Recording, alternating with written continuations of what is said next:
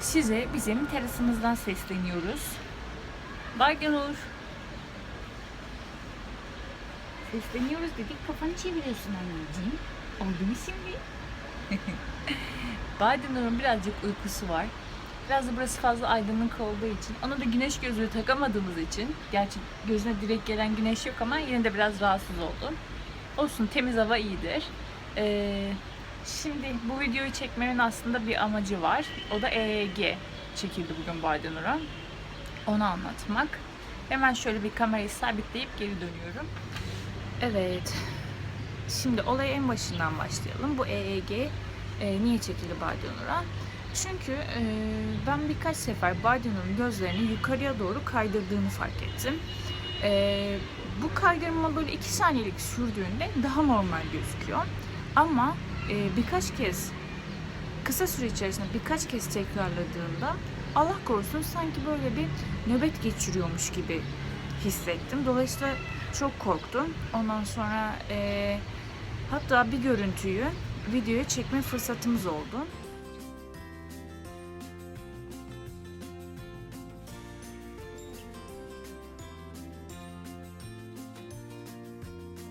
Videoda gördüğünüz üzere hoş bir görüntü değil, endişelendiren bir görüntü. Bu kısa görüntüyü ben Baydanur'un doktoruna ilettim. Kendisi çok fazla nöbet geçiren bir çocuğun haline benzemediğini söyledi. Çünkü bazı şeyler sordu, işte kasılma oluyor mu vesaire, bunların hiçbiri olmuyor. Daha sonra bu görüntünün ardından biz normal hayatımıza devam ederken tekrar yaşadık aynı şeyi. Bu kez fazla uzun sürdü. Tabii ki anne yüreği dayanmıyor. Aldım Baydanur'u, hemen doktora koştum. Doktorumuz yaptığı genel muayeneden sonra Baydanur'un gayet sağlıklı olduğunu söyledi. Ancak bu göz kaydırmanın bazen gözsel problemlerle ya da nörolojik problemlerle ilgili olabileceğini söyleyerek bizi bu iki uzmanlık alanına yönlendirdi. İlk başta Baydanur göz doktoruna muayene oldu. Sonuçlar gayet iyiydi. Sonra nöroloğa muayene oldu. Sonuçlar gayet iyiydi. Yalnız nörolog doktorumuz bize dedi ki bir şey daha var benim yaptırmak istediğim. Bu da EEG dedi. Çünkü içimiz tamamen rahat olsun istiyorum dedi. Biz de tabii ki dedik ve bu cuma gününe randevu aldık. Bu cuma günü Baydanur'u götürdük. EEG'de şöyle bir durum var. Yarım saat uyku halinde, öncesinde yarım saat uyanıkken yarım saatte uyku halinde yapılan bir işlem. Kafasına belirli noktalarına elektrotlar yerleştiriliyor. Ve işte tabii ki çekip çıkarmasın diye onu sarıyorlar. Detaylı olarak zaten videoda da göreceksiniz. Hiçbir şekilde canı yanmıyor. Sadece biraz sıkılıyor haliyle.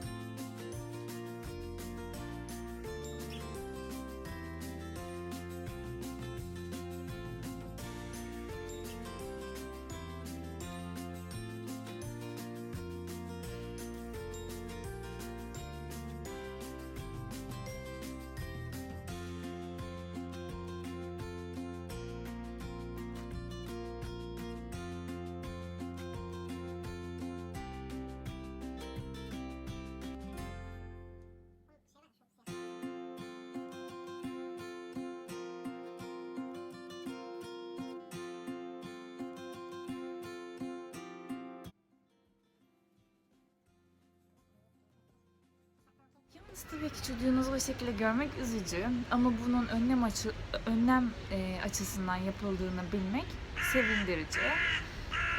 İşlemin sonucu tertemiz çıktı. Hiçbir problemimiz yok. Sonuç olarak verilen karar Bardinur kış bebeği olduğu için havalarda daha yeni bu şekilde güneşli olduğu için gözleri güneşe alışıyor. Şimdi o da bana gülüyor karşımda. Güneşe mi alışıyorsun sen? Evet. Ben de onu mümkün olduğu kadar sık böyle havalarda, güzel havalarda dışarı çıkartıyorum.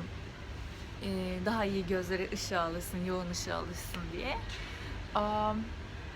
Bu işlemle ilgili videolarımı aralarda zaten yayınlıyor olacağım. Size iletmek istediğim bazı önemli noktalar var. Bebeğinizde böyle bir göz kayması varsa, tabii kötü şeylerden endişe ettiyseniz bence doktora götürün. Çünkü EEG normalde nedir? Epilepsi hastalarına uygulanan bir yöntem.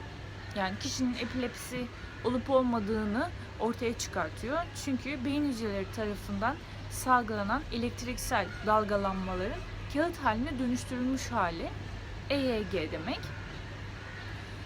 Bu dalgalanmalar beyinsel bir problemin olup olmadığını gösteriyor. Demek ki gözün bu şekilde kayması da beyinsel bir fonksiyondaki problemi bize anlatıyor olabilir.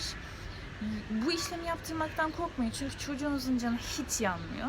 Önemli olan şu, bebeğiniz yarım saat boyunca orada uyanık kalabilsin, ardından da yarım saat boyunca uyuyabilsin. Dolayısıyla çok uykulu halde götürürseniz yarım saat uyanık kalamayabilir, sızabilir. Ama zaten uyutup götürürseniz de bu kez yarım saatin ardından uyuması gerektiği için uyumakta direnebilir. Bardinur uyanıklık kısmını gayet başarılı bir şekilde tamamladı. Arada ben onu emzirdim, biraz mayıştı. Yalnız uykuya geçerken biraz zorlandı. Biz de ne yaptık? Hemen kangurusunu getirdi babası arabadan. Çünkü Bardinur kanguruya dayanamıyor. Kanguruya konulduğunu 5 dakika içinde uyuyor. Kanguru da 5 dakika içinde uyudu. Orada fotoğrafları var. Çok şeker gözüküyor. Kangurun içinde uyuduktan sonra onu yatağa aldık ve o şekilde işlem tekrar başladı.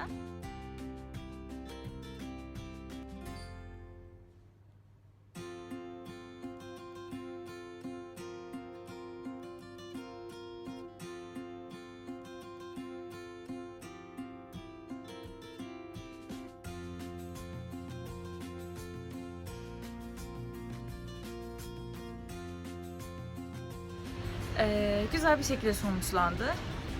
Kremle birlikte elektrotlar kafaya yapışıyor. Üstüne de bant koyuyorlar.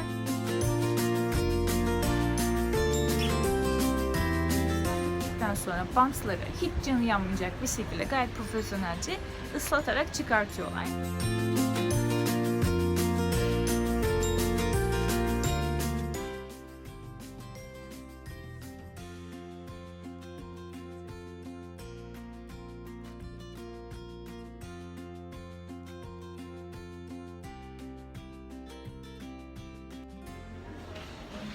Birazcık kızarmış kafamız. O kadarcık olur. Ama çok mutlu. Tüm sonuçlarımız güzel çıktı. Değil mi anneciğim? Kısım biraz kafasında kalıyor. Değil mi anneciğim?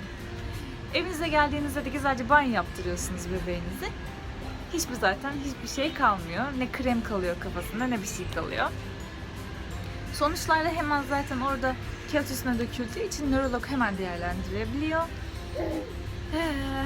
Artık Bardinur gözünü kaydırsa da korkmuyoruz. İçimiz rahat. EEG'mizi çekildik. Sizin bebeğinizin de dediğim gibi böyle bir durum varsa korkmayın. Hemen ama doktora götürmeyi de ihmal etmeyin bence. Sonuçta onlar bizim canlarımız. En ufak bir şeyde bile ne kadar üzülüyoruz. Ben de üzüldüm gerçekten ama bu videoyu size neşeli müzikler halinde yayınlayacağım. Çünkü şu an mutluyum. O da mutlu.